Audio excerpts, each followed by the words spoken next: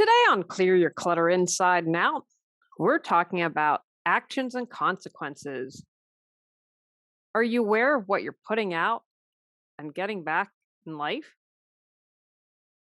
Do you pay attention to what you're thinking and sharing with yourself and the universe? How are you affecting the outcome of what you're trying to create? Learn about the cause and effect law as we continue our month focusing on beginnings and endings. Does your clutter own you? On Clear Your Clutter Inside and Out, we'll teach you how to become aware of your clutter along with action steps to declutter and create the life you desire. Come on, let's get started. Today's episode was inspired by a few things. It was inspired because I see people a lot, and I used to be this way myself, complain, but take no action. No judgment, just reality. And also inspired by seeing people who put in the effort and they were able to change their life. One of the things I really want to leave you with from this entire podcast is that you're in charge. You can create the life you desire. Also, because I see so many people make choices and then complain about the consequences, or people lack awareness of how their choices affect others. I think of the January 6th riot. And I think there were some people who genuinely believed, I think these were a small minority, that they weren't going to face any consequences. They were going to be given a pass, that someone is going to say, hey, we've got their back. That's the impression. I think material needs to come out. But I kind of get the sense that people were told, or it was implied, hey, if you do this, don't worry about it. You're not going to get in trouble. So I think there were some people like that. I think there were some people who just didn't think. And nothing drives me crazier when someone does something and then cries, boo-hoo, woe is me. Oh, I didn't know I could go to jail about that, over that, or committing that, or doing that. I just don't, especially as an adult, I just don't, I just am not a fan of that. I don't believe in it and I don't buy it. And so there have been times in my life where I've made choices and haven't been happy and I had to suck it up and suffer the consequences. When I was growing up, my father said to all of us, if you go out and get trouble and get arrested, I'm going to let you sit in jail for the night. I'm not bailing you out, just so you know that. And that was to teach us, if you do something, be prepared for the consequences. And I know not everyone grew up with that, but I still feel, I know and see as adults that people just don't want to take responsibility. They don't want to be accountable. The other thing I see is people lack awareness of how their choices affect others. So if you do something, say in your relationship or whatever, and then can't get upset that your spouse or partner says, oh my gosh, that really hurt me, because you didn't think about your actions and the consequences they'd have for others, as one example. When I was really negative in my life, and so my actions were negative, I was surrounded by people like that. I got more of that in my life. And when I changed my attitude, when I worked on being positive, when I worked on my personal growth, the energy around me changed. Getting off autopilot made a difference. There's this great story. So it's my last job in Los Angeles, and I'd been working for a grant writer, and the guy had hired me because he was a great writer, really was. I definitely learned some things for him. But they hired me so he could be a director of development and go out and meet people and get money. They really needed to have a fundraiser. So he would just criticize and spend all this time writing all these things on all of my writing that I'd turn into him. And then he would, one time I'll never forget, complained about me going on vacation. This is like 10 days, 2 weeks before I'm leaving. And I was coming back. I was in Los Angeles at the time and coming back, spend time with my mom. And we were going to go to North Carolina to visit relatives.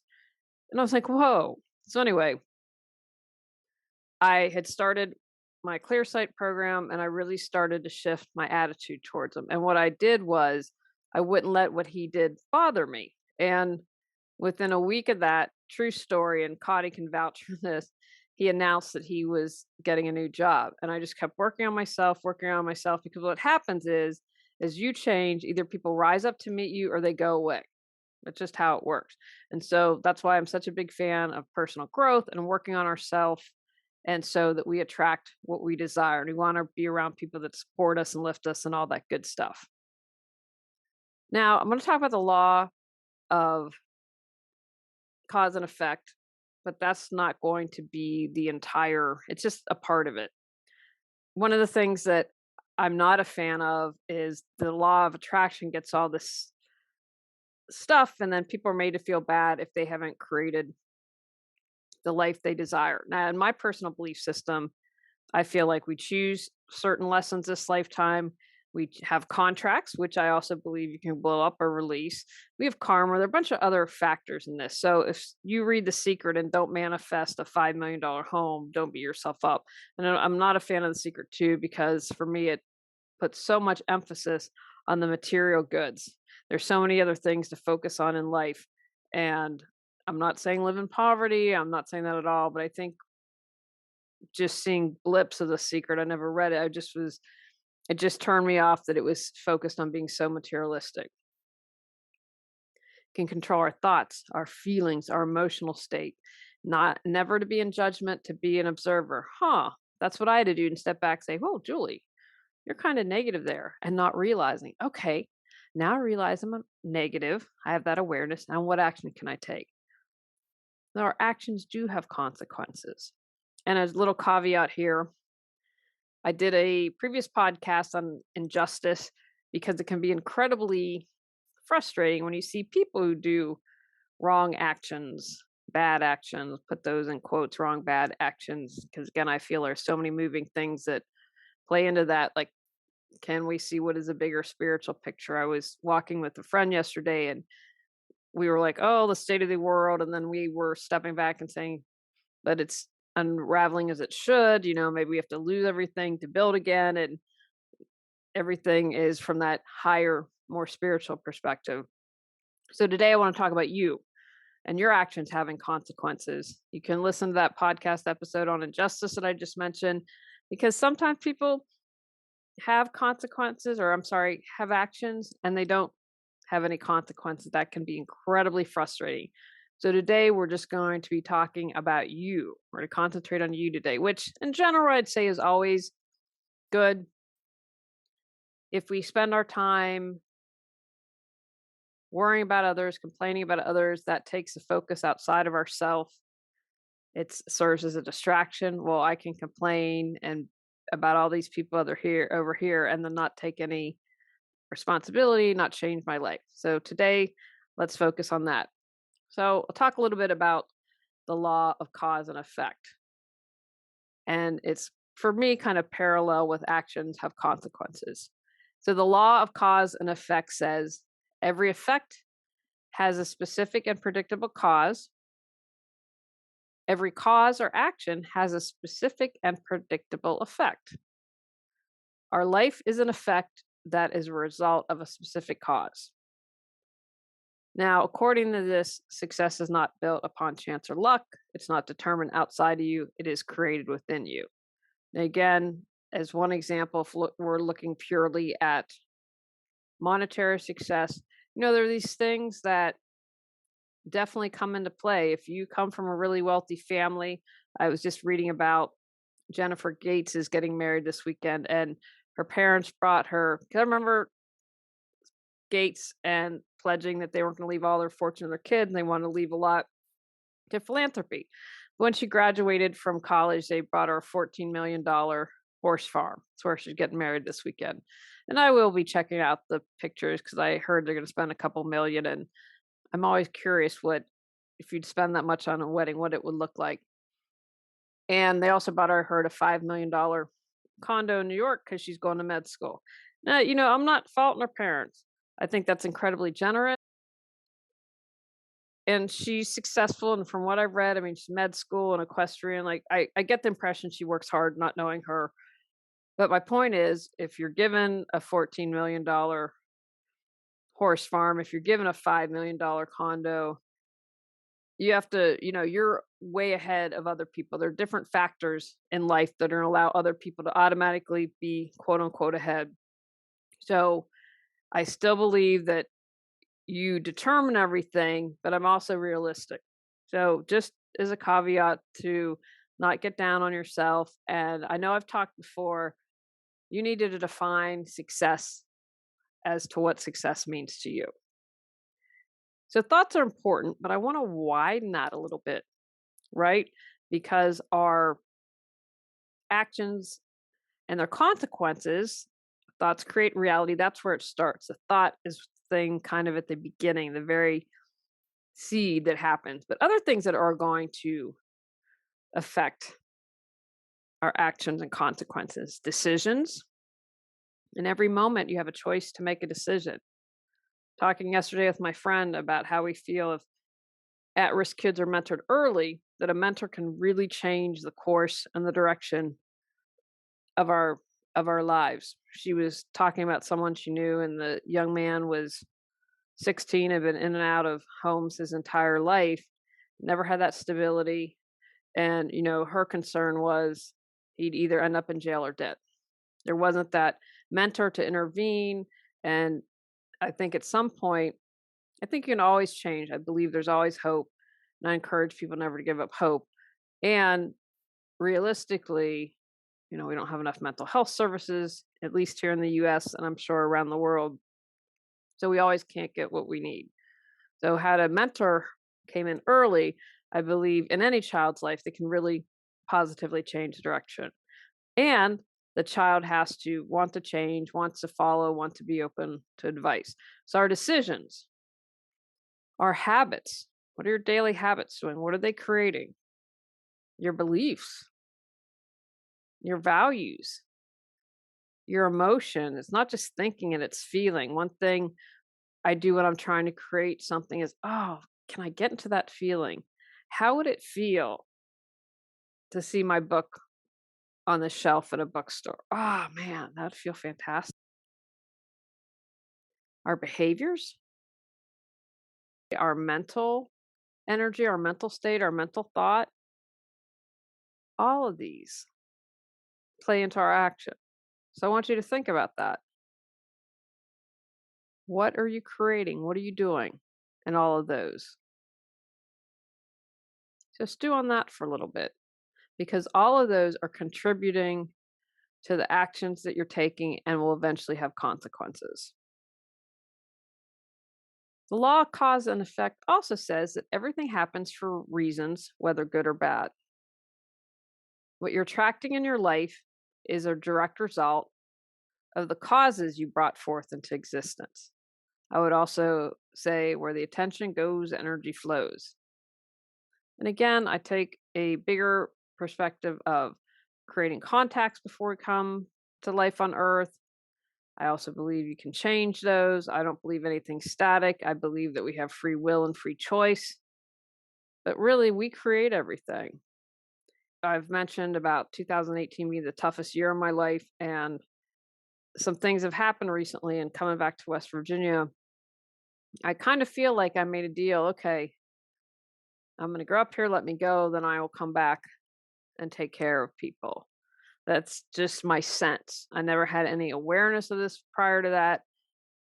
It's just kind of what I'm feeling now. Like, okay, and if some things would have happened, I couldn't have fulfilled that obligation.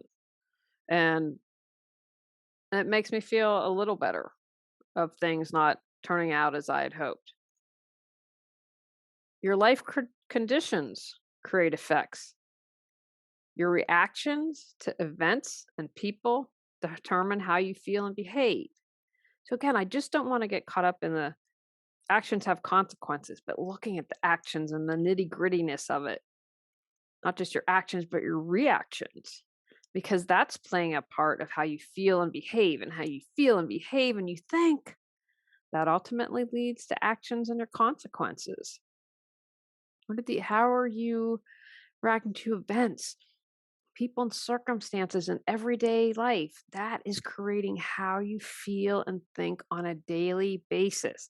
And that creates a chain of effects, and it's constantly recalibrating. But if we're on autopilot, it's staying pretty steady there, and it's creating your reality, what's going to call forth in your life every single day. Do you keep saying that you'll have the life you desire someday, but someday never comes? Have you been feeling like your clutter owns you? Looking for a little more support that's budget friendly? We'll be doing weekly take actions and creating a community to move you forward so you can discover joy and freedom. Visit Declutter Your Life with Julie Coraccio on Patreon to learn more, or find the link on reawakenyourbrilliance.com. Your thoughts create causes. Your thoughts give meanings to circumstances. And this is from the law of cause and effect, the whole thing you can read on it. Your thoughts are creatively manifesting your reality. Your life experience is a reflection of the thought manifestations.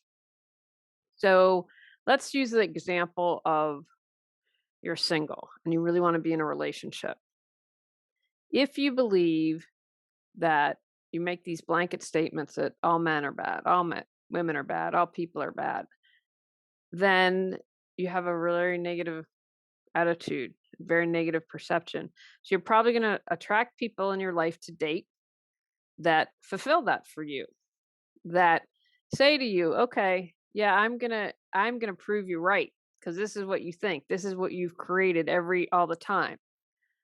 Now, what if you were to switch that? There's someone out there for me. As I said before I met my husband, I just need one guy. I don't need a slew of them, just one. I just need to marry one guy.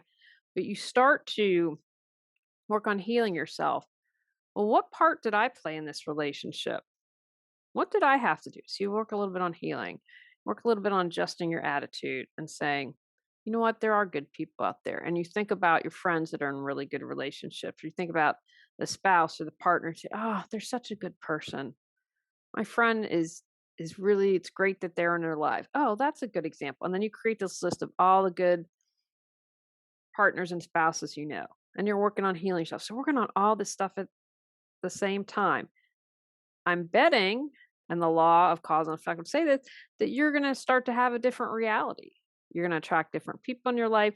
The people that aren't so groovy are going to go away. I've seen this happen in my everyday life all the time.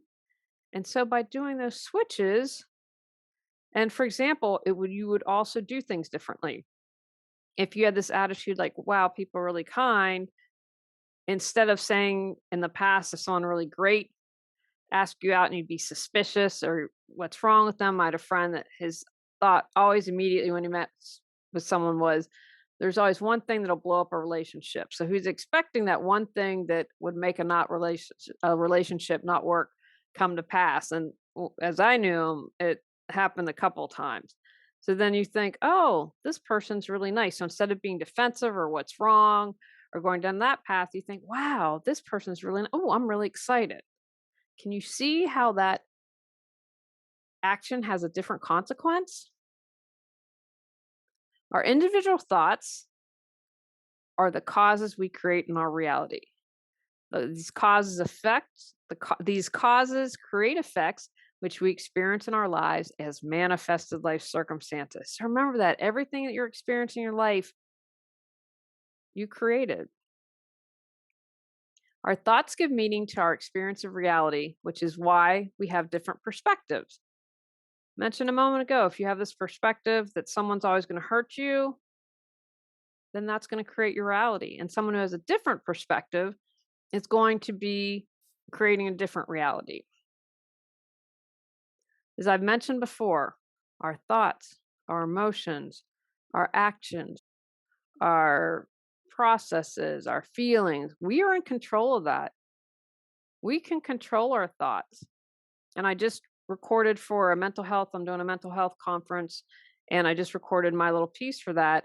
And I brought that up again. You have control over that. You have control to be in the present moment, which is your point of power to change. It's not easy. The first time I really paid attention to my thoughts, I was like, dang, you're really negative, Julie. You're really in the past. And what that taught me was that I didn't speak up for myself. I didn't have good boundaries. And that's the action that I had to take. When I took that awareness, okay, this is where I am, but why is that? And dug a little deeper, then I could change my thinking and I could do different actions, which would create a different reality. We're choosing how to interpret our experiences. You can choose to see yourself as a victim or not. You see yourself as a victim, you're going to have a much different experience than someone who doesn't see themselves as a victim.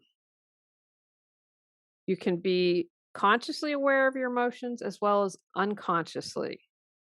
Why it's very important to do that inner work, do that digger deeping, and uncover what you're unconsciously thinking. And that becomes with awareness. And there are all different ways that you can work on that.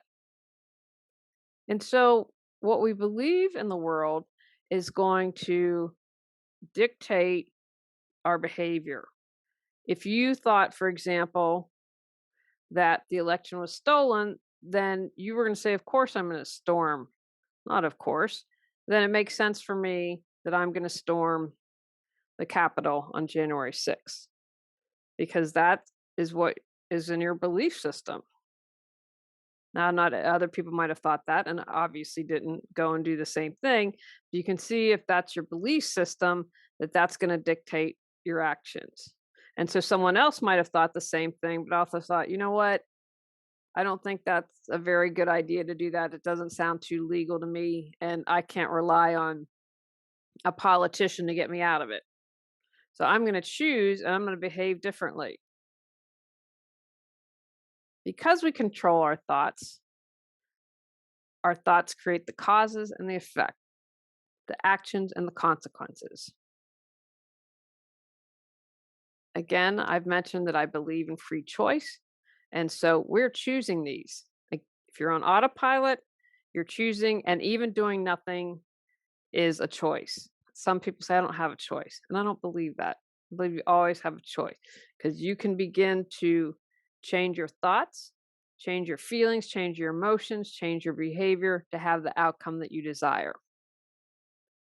The law of cause and effect also states that free choice has created learned behaviors, responses, reactions, thoughts, and interpretations of life and circumstances. We've learned, and a lot of us have patterns, psychological patterns that we've gotten from society or childhood, but we still have that free choice. That's why it's important to become aware. What are you really thinking? What are you really believing? What are you really feeling? And sometimes it's not always easy. We have those blinders on. We might not be aware of it. I talked about how I didn't aware wasn't aware I was so negative. The thing that got me started is someone said to me, "You're really negative." And I was like, "Wow. Okay. Let me take a step back from that." My brother's saying to me, "Yeah, you see yourself as a victim." Oh my gosh, he's right. What does that mean? How do I change that? And looking back in that time period, oh my gosh, well, then I created situations that made me feel like a victim, right? It's kind of like depression caused clutter, and clutter causes depression, and it gets into that vicious cycle. Law of cause and effect also says because we have free choice, we have the free choice to unlearn our thoughts, behaviors, and reactions. We have free choice to become proactive and conscious thinkers. What actions and consequences. You can change those actions, you can change those behaviors, you can break those psychological patterns. Free choice means you can make a different choice and choose to unlearn and what it will take to trigger the causes that will create the effects that you desire to experience in life. What is coming to you as you're listening to me speak? What are you noticing about yourself? Have you had any aha moments like, oh yeah, wow, I didn't realize this? What was your thought in that moment? Was it, "Oh my gosh, this is baloney," or was it like, "Hmm, hmm, What can I do to change this? What do I need to be aware of? Did it get you thinking? Or were you automatically hands up, not me? Here are some questions to consider. How are my thoughts causing, creating, and maintaining my reality? How can I start to see the world differently? How can I gain new perspectives? How can I break and change my patterns of thinking? Who is it that I admire? Who is it that I think, wow, I would really like to have a life like that? How can I look at them and examine their behaviors and their habits? What decisions are they making? What thoughts and actions do I think that they are doing? What is it that I want to create? And how can I work that backwards? And say, if I want to create a relationship, how can I look at my thoughts and behaviors and my patterns of thinking? What are they now? And do I need to release? What clutter do I need to clear from that to move forward? I also wanted to add, I found this from blog savannahspirit.com, the law of cause and effect and karma, because I personally believe in karma. And so I thought they had some really good information. And if you also believe in karma, I just wanted to share a little bit.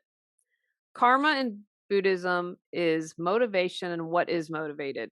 So that's why one can accumulate good and bad karma just by wishing an outcome with a strong motivation. And that's a little bit different than I've had people say to me. It's like, oh no, you can think it, but if you don't take action, it's different. And karma and Buddhism saying, you wish it strongly enough. The action itself is a positive or negative karmic force, which sometimes is called merit or non virtue. When completed, this carries its karmic effect, which continues with the person's mental continuum as a karmic tendency or constant habits to repeat the action through body, speech, and mind. For a complete karmic cause to be set in motion, always four factors have to take place: the basis of the action or the object at which the action is aimed, the intention to act based on motivation, which can be positive, negative, or neutral. I've talked a lot about getting neutral. The action itself needs to be carried out directly or indirectly, which is a great little reminder. Hey, go push that little girl over there. I'm not going to do it, but I indirectly had my finger in it. And you need to be satisfied or feel no regret after doing the action. If one of the four factors isn't present, the karmic consequence will be less heavy. But that doesn't mean there won't be no results. In the latter case, we speak of karmic impediment, which will contribute to the maturation of other karmic primary causes similar in nature. It can be physical and verbal actions, but usually start with mental urges or mental karma. So this is saying the exact same thing. It begins with thoughts. The urge to do something comes before the actual action and is often accompanied by its own compelling emotion. So I just wanted to share that for those of you that believe in karma or interested. And I'd never known this until I actually had done the research. I didn't know about the four factors. So that's just little FYI.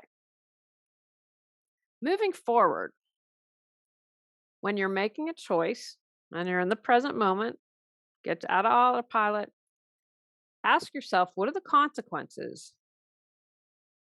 But go a little further. Ask, if doing this, will it bring me fulfillment and joy? Who else is going to be affected by my choice? What are the potential consequences to other people, to my community, to the world? Another thing that I found really helpful, I like to close my eyes and take deep breaths. But if I'm contemplating things and the consequences, I like to close my eyes and go into my heart and see how that feels. Do I feel good? Does it feel good in my heart? Or do I get a glitch? Do I get a hesitation? Does my tummy tighten up? Our body is very in tune to our soul nature if we're paying attention. And so I always try to Drop into my heart, drop into my body. What am I really feeling? Now, I also believe in a sovereign self. She looks great. Her hair's always done. I cut my hair recently. Her hair's still really long. She has a nice goddess gown on. And when I sit in meditation or when I sit quietly, I visualize her.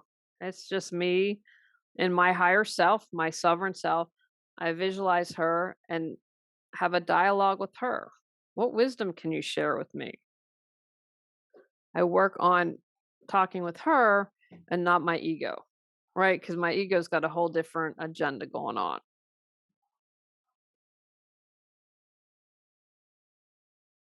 I encourage you to find a way that allows you to connect with your higher self, your soul, whatever term you're comfortable using.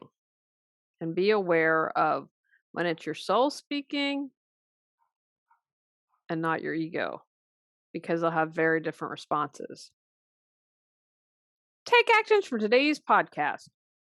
Reflect on how your thoughts, behaviors, and actions have led you to where you are in life today. Consider how you'd like your life to be different. Become consciously aware of your thoughts, feelings, behaviors, and actions. Pay attention to the choices you make in each moment. Become present to make the best possible choice. Ask, what are the consequences when making a decision? Ask, does this bring me joy and fulfillment?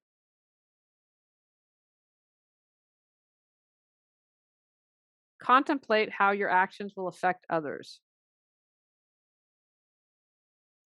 Drop into your heart and connect with your higher self. On our next episode, we're talking about where you need to begin or end something. Go out, clear your clutter to create the life you choose, deserve, and desire. Clearing your clutter allows you to share your gifts with the world. Get your free self-assessment to discover your clutter priority at reawakenyourbrilliance.com. If you've enjoyed Clear Your Clutter Inside and Out, please rate, review, and share us.